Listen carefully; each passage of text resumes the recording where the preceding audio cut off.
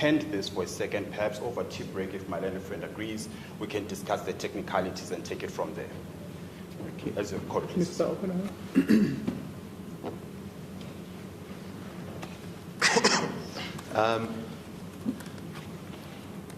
My Lord, I suppose the question is then, I think in other words, if my learned friend would like to lead evidence to deal with the issue, he should be entitled to do so. And if he wants to ask anyone that was present to provide their version of facts, he should be entitled to do so. I don't think we should proceed with the matter until we lead this evidence, though. I think especially because So until this issue is addressed, in other words, until these videos are shown, and Mr. Roots is given an opportunity to explain the event, it might be that my learned friend should be given an opportunity now to go and see if any of those people are available to talk.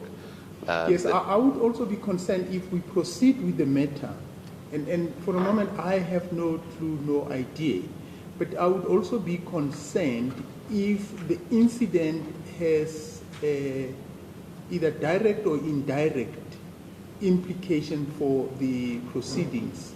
Now, if you say Mr. Roots is going to be one of the witnesses, he is, as we speak, a witness on the stand, and I think I would have to be careful that if he goes into the stand to be cross-examined, when in fact there is something else that has happened that may influence his thinking and his way of presenting the evidence. And it sounds to me this thing may have to do with intimidation also. If that is not cleared, then I would feel it poses some limitation to the whole process of administration of justice. So I would rather we adjourn for now, and also, by the way, I would say, before we ledge into an uncharted waters, at least we need to also confine, because I wouldn't want it to also just take a lot of time, depending on the nature. If it turns out that it's something that needs to be interrogated much longer, we'll have to deal with it. But if the two of you can demarcate, if I may use that word, the perimeter within which the court needs to be addressed on the issue, I would think it would help. So first thing I would recommend is that the two counsels must meet.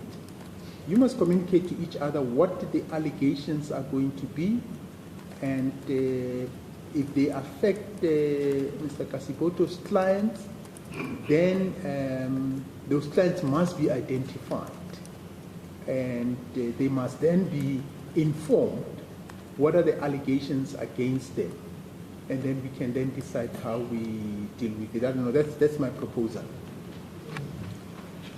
I submit that that's perfectly proper. In terms of the amount of time that the evidence would take, I think the videos might add up to about 3 minutes.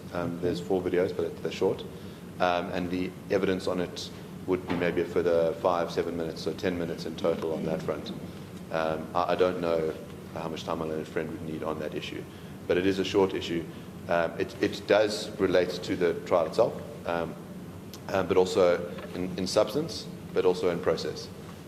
And part of the complainant's concern is that the process going forward is civil, and that incidences like this can be dealt with.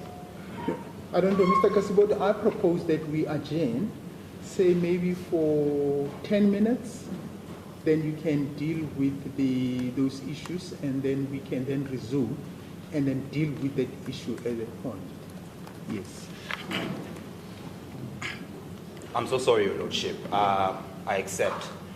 Just on a practical point of view, Your Lordship, if I could ask that the media switches off their cameras and their transmission devices for purposes of the next 10 minutes, because what I intend to do is to fetch members of my client from outside so that they're able to view the footage, and that's going to help us in terms of process.